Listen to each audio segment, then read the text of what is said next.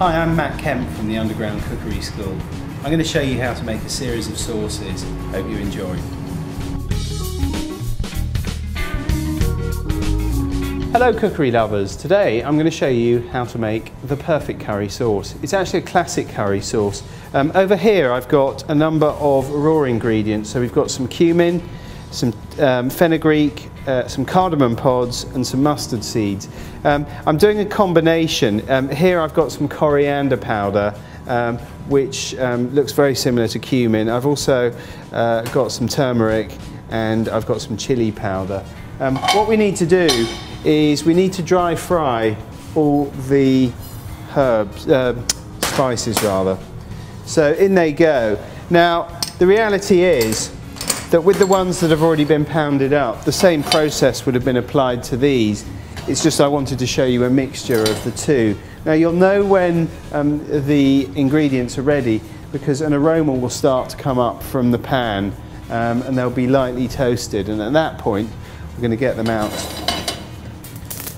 Those have been on for about a minute. The minute they start popping, get them out, and I'm going to put them straight into this pestle. And I'm not sure which is the pestle and which is the mortar. Just give them a good old pounding. Now what you will find is with the cardamom pods, once you've given them a good old pounding, you will find the big shells of the cardamoms will come away, so we can get those out because we just want the powder. And then just to finish off the perfect curry sauce, what I'm going to do is add a pinch of chili, but not much. You can add as much coriander as you like actually, because it isn't that strong. I mean obviously don't go crazy. And I'm going to put quite a lot of turmeric in because I like the crimson colour that it turns the curry sauce. So we're going to give that a really good old mix like that. Get rid of that. Now that's all our spice and we need to get that into the dish, and the best way of doing that is by using the onion as our vehicle, because this is what I would refer to as a wet dish. So what's going to happen is we're going to fry the onions off, a little bit of garlic. We're then going to add the curry powder to the onions. The onions are going to absorb all of that. What I'll then do is put this tomato sauce on top. You can also use curry powder depending on what sort of curry that you're doing. I kept talking for a little bit because I want the pan to be nice and hot so that the onions will fry off nicely. But give those a really good old mix.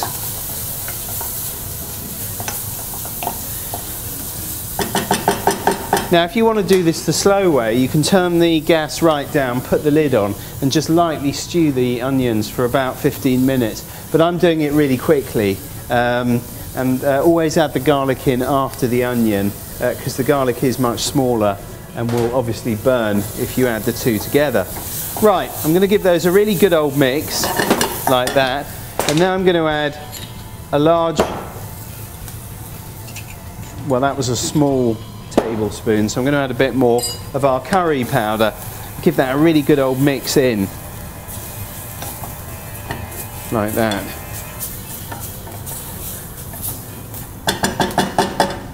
Now I'm going to add the wet part of the dish, which in this case, the pan was quite hot there, as if you didn't notice.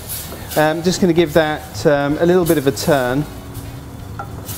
And what will now happen is we will cook that curry sauce down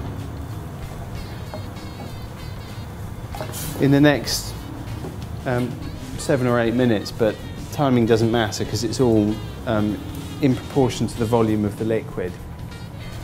Right, well that's been cooking away on the hob now for a while. I'm not going to tell you how long because timings doesn't matter. What's important is that you get the right texture and consistency.